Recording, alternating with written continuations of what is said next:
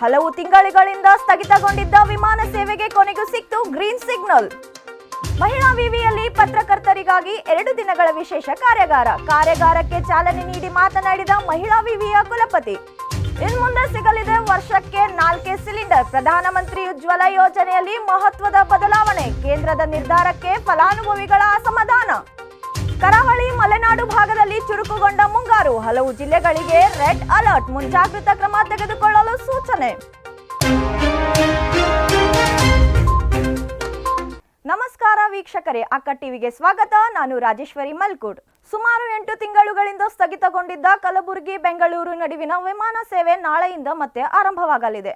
Star ಏರ್ನ 76 ಸೀಟ್ಗಳ ವಿಮಾನ ವಾರದ 7 ದಿನ ಸಂಚರಿಸಲಿದೆ. ಬೆಳಿಗ್ಗೆ 6:30ಕ್ಕೆ ಬೆಂಗಳೂರಿನಿಂದ ಹೊರಟ ವಿಮಾನ 7:40ಕ್ಕೆ ಕಲಬುರಗಿಗೆ ತಲುಪಲಿದೆ. 8:10ಕ್ಕೆ ಕಲಬುರಗಿಯಿಂದ ಹೊರಡಲಿರುವ ವಿಮಾನ 9:20ಕ್ಕೆ ಬೆಂಗಳೂರಿಗೆ ತಲುಪಲಿದೆ ಎಂದು ಕಲಬುರಗಿ ವಿಮಾನ ನಿಲ್ದಾಣ ನಿರ್ದೇಶಕ ಕಿಶೋರ ಕಿಲ್ಲಂಪಳ್ಳಿಯವರು ಮಾಹಿತಿ ನೀಡಿದ್ದಾರೆ.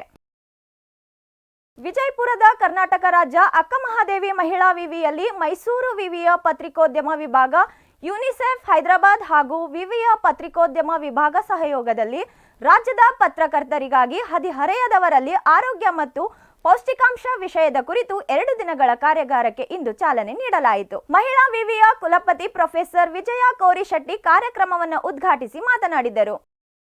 ಹದಿಹರೆಯದ ಮಕ್ಕಳು ನಮ್ಮ ನಾಡಿನ ಭವಿಷ್ಯ. ಈ ಕಾರ್ಯಾಗಾರದಲ್ಲಿ ಹಲವಾರು ಮಕ್ಕಳ ಸಮಸ್ಯೆಗಳ ಕುರಿತು, ವಿಷಯಗಳ ಕುರಿತು ಸಾಕಷ್ಟು ಚರ್ಚೆ ಮಾಡ್ತಾ ಇದ್ದೀವಿ. ಅದರಲ್ಲಿ ಮುಖ್ಯವಾಗಿ child rights framework, legislations, application ಕುರಿತು, ಮಕ್ಕಳ ಹಕ್ಕುಗಳ ಸಂಬಂಧಪಟ್ಟಂತಹ ಶಾಸನಗಳು ಮತ್ತು ಅದನ್ನು ಅಳವಡಿಸುವುದರ ಸಂಬಂಧಪಟ್ಟಂತೆ ಚರ್ಚೆ ಮಾಡ್ತೀವಿ. ಯುನಿಸೆಫ್ ಹೈದರಾಬಾದ್ ಶಾಖೆಯ ಕಮ್ಯುನಿಕೇಷನ್ ಸ್ಪೆಷಲಿಸ್ಟ್ ಪ್ರಸೂನ್ ಸೆನ್ ಸಮಾರಂಭದ ಮುಖ್ಯ ಅತಿಥಿಯಾಗಿದ್ದರು. ವಿಭಾಗದ ಮುಖ್ಯಸ್ಥ ಪ್ರೊಫೆಸರ್ ಓಂಕಾರ ಕಾಕಡೆ ಕಾರ್ಯಕ್ರಮದ ಅಧ್ಯಕ್ಷತೆಯನ್ನು ವಹಿಸಿದ್ದರು. ಕಾರ್ಯಕ್ರಮದಲ್ಲಿ ಮೈಸೂರು ವಿವಿಯ ಪತ್ರಿಕೋದ್ಯಮ ವಿಭಾಗದ ಪ್ರಾಧ್ಯಾಪಕಿ ಪ್ರೊಫೆಸರ್ ಸ್ವಪ್ನ ಎಂಎಸ್, ಕಾರ್ಯಾಗಾರದ ಸಂಪನ್ಮೂಲ ವ್ಯಕ್ತಿ ವಾಸುದೇವ್ ಶರ್ಮಾ, ವಿವಿಧ ಜಿಲ್ಲೆಗಳಿಂದ ಆಗಮಿಸಿದ್ದ ಪತ್ರಕರ್ತರು, ವಿಭಾಗದ ಸಹಾಯಕ ಪ್ರಾಧ್ಯಾಪಕರಾದ ಡಾಕ್ಟರ್ ತಹಮೀನಾ ಕೋಲಾರ್, ಡಾಕ್ಟರ್ ಸಂದೀಪ್, ಸಂಶೋಧನಾ ವಿದ್ಯಾರ್ಥಿನಿಯರು, ಸ್ನಾತಕೋತ್ತರ ವಿದ್ಯಾರ್ಥಿನಿಯರು ಉಪಸ್ಥಿತರಿದ್ದರು. ಹಲವು ದಿನಗಳಿಂದ ಬೇಡಿಕೆ ಇದ್ದ ಹುಬ್ಬಳ್ಳಿ ಪ್ರಯಾಗ್ರಾಜ್ ರೈಲು ಸೇವೆಗೆ ಭಾರತೀಯ ರೈಲ್ವೆ ಗ್ರೀನ್ ಸಿಗ್ನಲ್ ನೀಡಿದೆ. ಉತ್ತರ ಮಧ್ಯ ರೈಲ್ವೆ ಇಂದಿನಿಂದ ಜುಲೈ 14ರವರೆಗೆ ವಿಶೇಷ ರೈಲು ಸಂಚಾರಕ್ಕೆ ಅನುಮತಿ ನೀಡಿದೆ. ಎಸಿ, ನಾನ್ ಎಸಿ ಹಾಗೂ ಸಾಮಾನ್ಯ ದರ್ಜೆ ಸೇರಿದಂತೆ ಒಟ್ಟು 22 ಬೋಗಿಗಳೊಂದಿಗೆ ಈ ವಿಶೇಷ ರೈಲು ಸಂಚರಿಸಲಿದೆ. ಉತ್ತರ ಭಾರತ ಮತ್ತು ಕರ್ನಾಟಕ ನಡುವೆ ಸಂಚರಿಸಲಿರುವ ಪ್ರಯಾಣಿಕರಿಗೆ ಈ ರೈಲು ಸಹಕಾರಿಯಾಗಲಿದೆ. ಪ್ರಯಾಣಿಕರ ಹೆಚ್ಚುವರಿ ದಟ್ಟಣೆಯನ್ನು ಕಡಿಮೆ ಮಾಡಲು ಈ ಕ್ರಮ ಕೈಗೊಳ್ಳಲಾಗಿದೆ ಎಂದು ರೈಲ್ವೆ ಇಲಾಖೆ ಮಾಹಿತಿ ನೀಡಿದೆ. ಪ್ರಧಾನಮಂತ್ರಿ ಉಜ್ವಲ ಯೋಜನೆಯಲ್ಲಿ ಮಹತ್ವದ ಬದಲಾವಣೆ ಮಾಡಲಾಗಿದೆ. ವರ್ಷಕ್ಕೆ ನೀಡಲಾಗುತ್ತಿದ್ದ ಸಬ್ಸಿಡಿ ಮರುಪೂರಣವನ್ನು 9ರಿಂದ 4ಕ್ಕೆ ಕಡಿತ ಮಾಡಲಾಗಿದೆ. ಜೊತೆಗೆ ದೇಶೀಯ ಮಾರುಕಟ್ಟೆಯಲ್ಲಿ ಬೆಲೆ ಏರಿಕೆ ಪರಿಸ್ಥಿತಿಯನ್ನು ಗಮನದಲ್ಲಿಟ್ಟುಕೊಂಡು ಈ ನಿರ್ಧಾರ ಕೈಗೊಳ್ಳಲಾಗಿದೆ ಎಂದು ಕೇಂದ್ರ ಪೆಟ್ರೋಲಿಯಂ ನೈಸರ್ಗಿಕ ಸಚಿವಾಲಯ ತಿಳಿಸಿದೆ.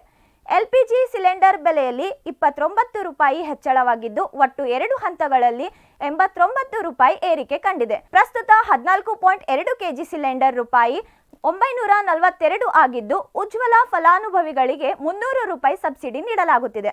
ಕೇಂದ್ರದ ಈ ನಿರ್ಧಾರ ಸಾರ್ವಜನಿಕ ವಲಯದಲ್ಲಿ ಭಾರೀ ಚರ್ಚೆಗೆ ಕಾರಣವಾಗಿದೆ.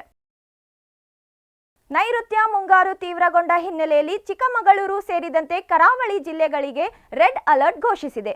ರಾಜ್ಯದ ಕರಾವಳಿ ಮತ್ತು ಮಲೆನಾಡು ಭಾಗದಲ್ಲಿ ಪ್ರಕೃತಿ ವಿಕೋಪದ ಸಾಧ್ಯತೆ ಇರುವುದರಿಂದ ಮುಂಜಾಗ್ರತಾ ಕ್ರಮಗಳನ್ನು ತೆಗೆದುಕೊಳ್ಳಲು ಜಿಲ್ಲಾಡಳಿತಗಳಿಗೆ ಸೂಚಿಸಲಾಗಿದೆ.